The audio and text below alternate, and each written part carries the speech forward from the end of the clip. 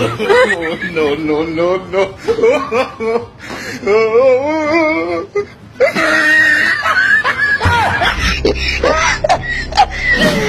It is small people.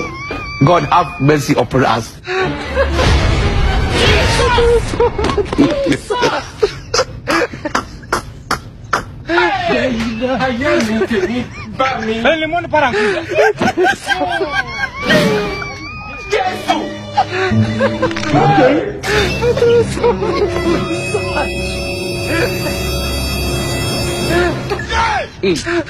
God have mercy upon us.